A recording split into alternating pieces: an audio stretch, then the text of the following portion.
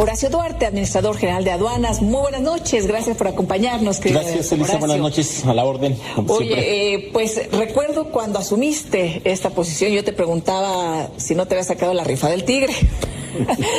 ¿Cómo te ha ido con la rifa? Pues mira, la rifa hay que asumirla con vocación y demostramos que se puede ir modificando sustancialmente las actividades en las aduanas.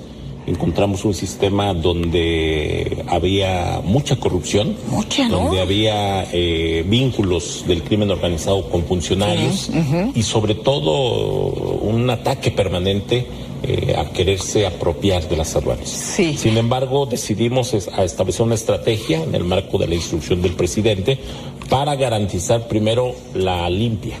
Retiramos más de 30 administradores de las 49 aduanas, denunciamos algunos ante la Fiscalía General de la República, alrededor de 15, junto con la Unidad de Inteligencia Financiera se les congelaron las cuentas alrededor de 6 administradores de aduana, y eso tuvo un efecto positivo ya en la recaudación de impuestos en las aduanas. Entonces fue parte de lo que empezamos a hacer. ¿Nos recuerdas cuántas aduanas? 49 aduanas que implican 205 puntos tácticos, es decir, 205 lugares cruces donde hay que revisar, donde hay que controlar, donde hay que cobrar impuestos. ¿Y 30 administradores fueron? Alrededor de 33, si no mal recuerdo, los que fueron retirados, prácticamente casi todos. En algunos casos encontramos elementos para denunciarlos ante la Fiscalía y otros tantos con congelamiento de cuentas de la UIF. Horacio, ¿cómo poder definir el éxito de tu administración en aduanas o no? ¿Con qué lo vamos a medir? Porque, como bien dices, pues aduanas se convirtió en el paso, la puerta de entrada para el crimen organizado en nuestro país. Entonces, empezar a desmembrar todos estos grupos, a desactivar estas circunstancias, no será sencillo. ¿Cómo podemos medirlo más allá de pensar en decomisos ya se quitaron aquí tantos kilos de cocaína o de heroína, porque no sabemos cuántos son los que sí pasan? Claro. Entonces, ¿cómo medir todo esto? Mira, nosotros tenemos algunos mecanismos para medirlo. Primero, el presidente nos instruyó a que las aduanas fueran incrementando la recaudación fiscal. Hay que recordar que por las aduanas del país ingresan alrededor de 900 mil millones de pesos al año, y en ese sentido establecimos un mecanismo para evitar que hubiera evasión de impuestos. ¿De cuánto estábamos hablando? Pues mira, nosotros calculamos, los estudios que tenemos es que en las aduanas puede haber una evasión de alrededor de 200 mil millones de pesos.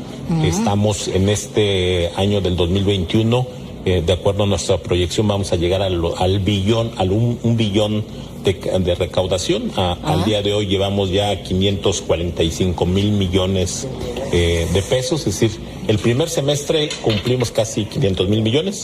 Calculamos que el siguiente semestre iremos por otros 500 mil, lo que significa que estaremos recuperando, por decirlo de alguna manera, alrededor de 100 mil millones, que fue la meta que nos propusimos. 100 mil millones recuperados en un año. En un año. Porque se nos iban 200 mil. Sí, ese es el cálculo que han hecho instituciones académicas, que se han hecho del propio SAT. Y yo te podría el ejemplo, mira, hay aduanas que hemos incrementado los ingresos fiscales. Puebla, por ejemplo, el 52%, una muy importante, Lázaro Cárdenas, el 28%, Ciudad Juárez, el 26%, Nuevo Laredo, que es la aduana más grande del mundo, 18% de incremento en recaudación fiscal. Y así podríamos, Altamira, que es muy importante para el tema de hidrocarburos, 46%.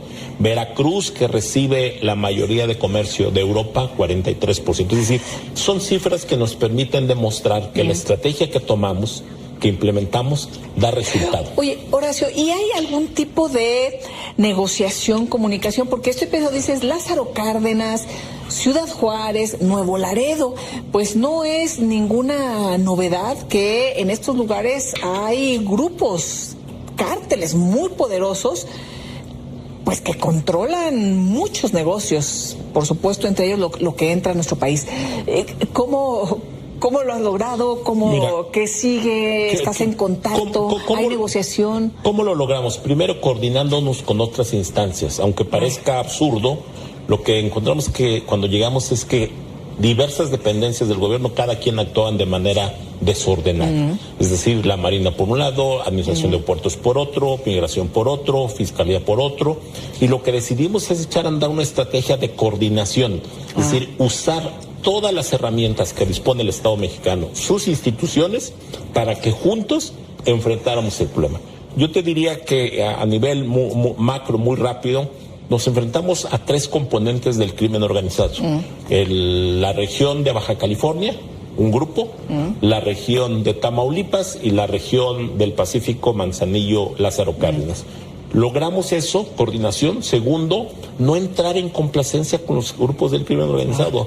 Se oye sencillo, se oye como una frase, pero impulsando una política de que no hay negociación, no hay acuerdos, no hay ventajas para los grupos del crimen organizado. Es como fuimos logrando estos resultados.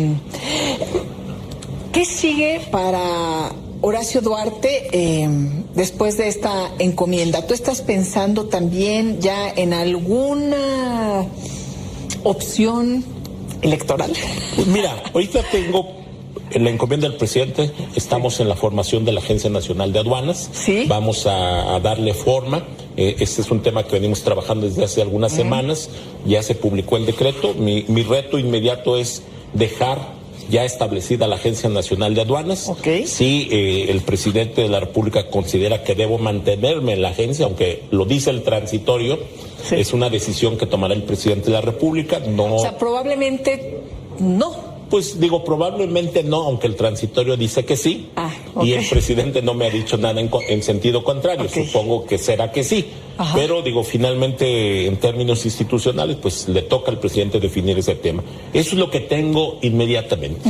No me distraigo en otros temas. Sé que se han comentado que hay en la sociedad política temas como el tema del Estado de México, pero esa es una definición que se tomará dentro de un año, año y medio, y en su momento valoraremos. ¿En un año más o menos? ¿En un año? Mira, de acuerdo al calendario electoral del Estado de México, el proceso inicia allá por el mes de octubre del 2022, y la elección será en junio del 2023. Lo voy a valorar en su momento. ¿Te gustaría? Así mira, como ahorita nada más. Yo creo que a todos los que nos dedicamos a la actividad política sería hipócrita decir que no. Siempre tendremos la intención de ser al frente de los ejecutivos de nuestros estados, y evidentemente el Estado de México, al ser la entidad más grande, pues tiene una característica de ser posible. Sí, sería interesante. Ahora, pues estoy concentrado en la Agencia Nacional de Aduanas. ¿Cómo se va a conformar? ¿Será una agencia en donde esté básicamente administrada por Fuerzas Armadas? No. Es una... ¿Controlada por Fuerzas Armadas? ¿O cómo va a estar ahí esta relación? Mira, va a ser una relación primero que se va a definir muy bien en el reglamento orgánico que tenemos que proponerle al presidente, y lo va a emitir el presidente. Lo que dice el decreto es que habrá una participación de las Fuerzas Armadas, como ya la hay en este momento. Hay que decirlo que también históricamente las Fuerzas Armadas, sobre todo la Marina, ha estado muy involucrada en el trabajo de aduanas. No es del sexenio del presidente López Obrador para acá. Lo que vamos a hacer es un mecanismo de combinación, de coordinación. Sedena, Marina y la Agencia Nacional de Aduanas. ¿Y quién tendrá más peso? Pues mira, todo es relativo. Yo te diría, en este momento hay 9,000 funcionarios del SAT que pertenecemos a aduanas. La inmensa mayoría pasaremos a la Agencia Nacional de Aduanas. De las CEMAR de Marina debe haber alrededor de 80 funcionarios. De la Secretaría de Defensa Nacional tenemos alrededor de 1,300. También se van a incorporar, y vamos a hacer una distribución de tareas. Aquí la clave es cómo distribuimos las tareas. ¿Quién administra? ¿Quién evalúa? ¿Quién hace labores de seguridad? ¿Quién hace labores logísticas? Porque una aduana requiere muchas manos. Seguridad, logística, operación, jurídico, sistemas, servicios de inteligencia, la propia representación de la administración de aduana correspondiente. Entonces, lo que vamos es a conformar un equipo de todas las instituciones, que sea eficiente, que cumpla la encomienda de erradicar la corrupción y seguir incrementando la recaudación. Y distribuir estas tareas. Por ejemplo, en lo administrativo. Mira, por ejemplo, toda la parte de operación aduanera, hay una gran experiencia en el personal del SAT. Lo hemos platicado con los titulares de las dos secretarías. Sería un error echarlos para afuera, porque entonces se te cae la recaudación. Obvio, no dudamos que haya funcionarios que estén coludidos, que están haciendo actos indebidos, pues los vamos a ir separando. Pero todas las labores de vigilancia, las labores de inteligencia, que son fundamentales, las tienen que asumir las Fuerzas Armadas, porque además las aduanas en México fueron adscritas por alguna razón al SAT, al órgano tributario, pero en la gran mayoría de países están en otras áreas, porque son temas de seguridad nacional.